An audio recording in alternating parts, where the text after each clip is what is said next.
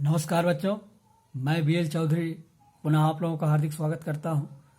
तो चलिए आज हम कक्षा 12वीं के भौतिक शास्त्र विषय का एक महत्वपूर्ण टॉपिक वैद्युत चुंबकीय प्रेरण के अंतर्गत फैराडे के वैद्युत चुंबकीय प्रेरण के नियमों के बारे में जानकारी हासिल करेंगे।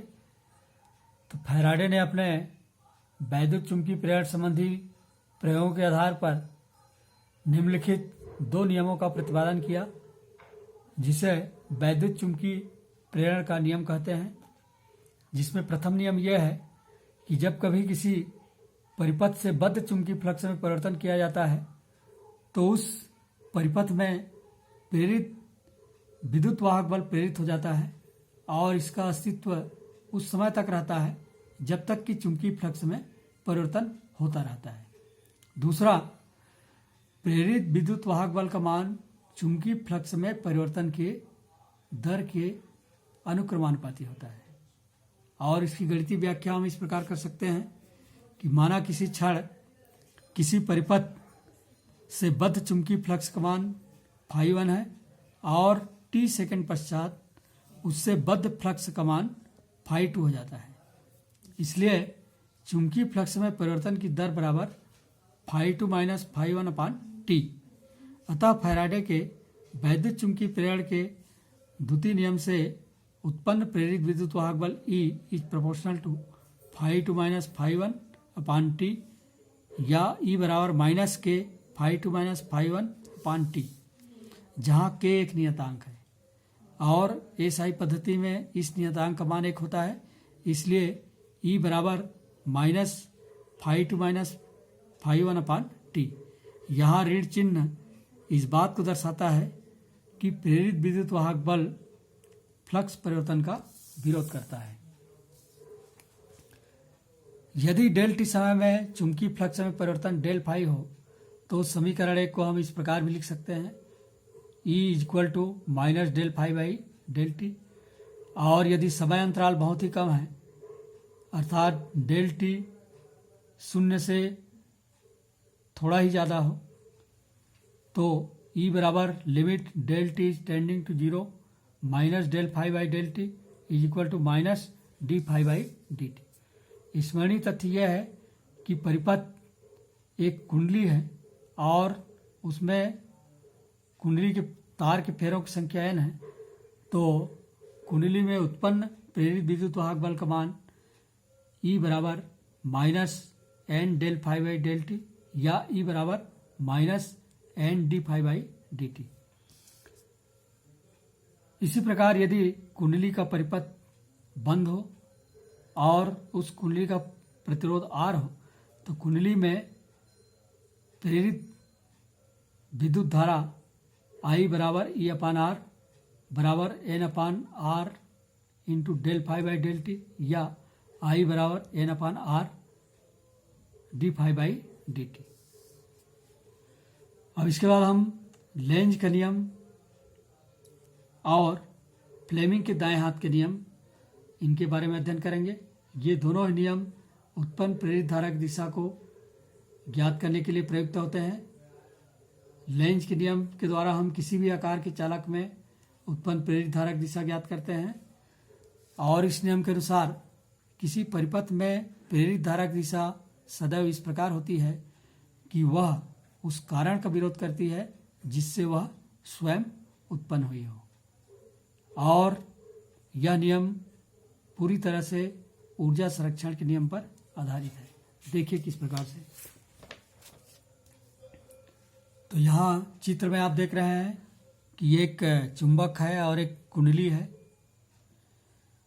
चुंबक के एन ध्रुव को जब कुंडली के पास तेजी से लाया जाता है तो इस कुंडली में उत्पन्न प्रेरित धारा की दिशा लेंज के नियम के अनुसार इस प्रकार होना चाहिए कि वह कुंडली के पास चुंबक को लाने की क्रिया का विरोध कर सके। तो इसके लिए कुंडली के उस फलक में उत्पन्न प्रेरित धारा की दिशा को वामावर्त होना पड़ेगा। तो इस समय उत्पन्न प्रेरित धारा की दिशा वामावर्त होती है।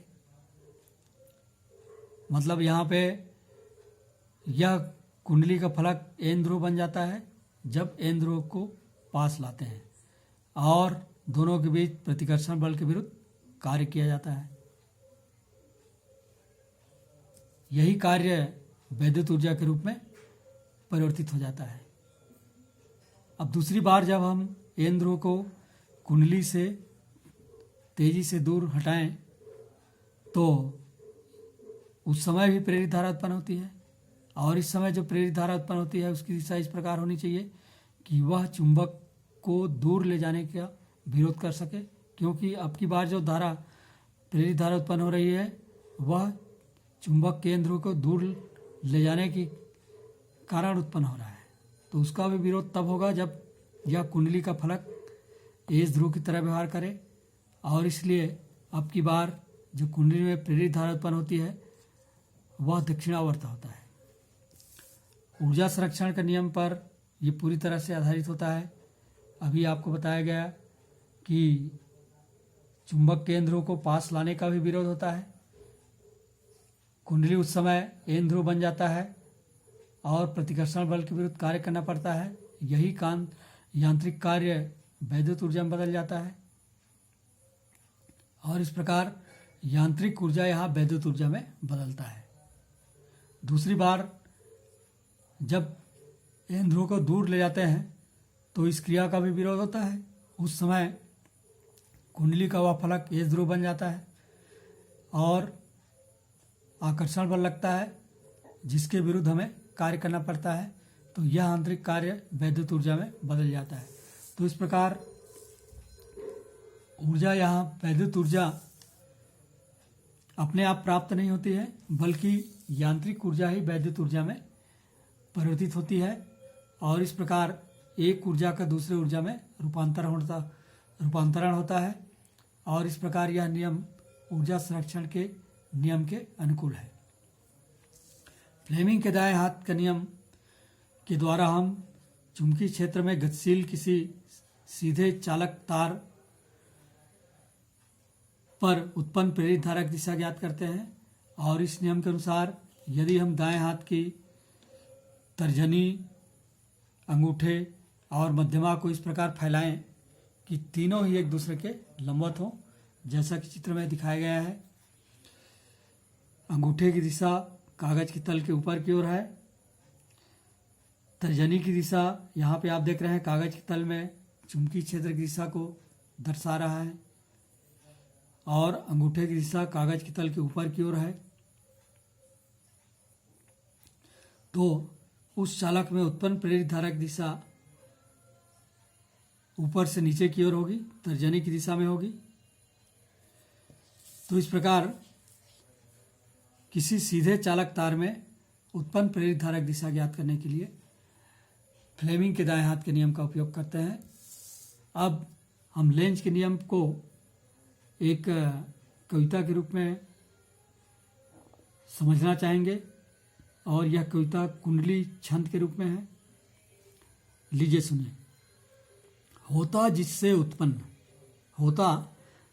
उत्पन्न करे उसका विरोध, होता जिससे उत्पन्न करे उसका विरोध, ज्यों एक कलयुगी पुत्र मात पिता से क्रोध, ज्यों एक कलयुगी पुत्र मात पिता से क्रोध, मात पिता से क्रोध प्रेरित धारा उस ओर, मात पिता से क्रोध प्रेरित धारा उस ओर है बहता, जो करे जननी विरोध तिस ओर, है बहता जो करे जननी विरोध तिस ओर, है मेरी यह राय, है मेरी यह राय कर्म बिना फल न होता, है मेरी यह राय कर्म बिना फल न होता, ऊर्जा संरक्षण का लेंज में पालन होता, ऊर्जा संरक्षण का लेंज में पालन होता। तो इस प्रकार आपने देखा कि जिससे उत्पन्न होता है उसी का विरोध होता है। प्रेरित धारा की दिशा लेंज के नियम के अनुसार इसी प्रकार होता है, और यह ऊर्जा संरक्षण के नियम पर आधारित है, क्योंकि बिना कर्म का फल उत्पन्न नहीं होता। यहाँ भी बिना कर्म का फल उत्पन्न नहीं होता। यांत्रिक कार्य जो हम करते हैं वही यांत्रिक ऊर्जा वैद्युत ऊर्जा में बदलता है। बहुत बहुत धन्यवाद।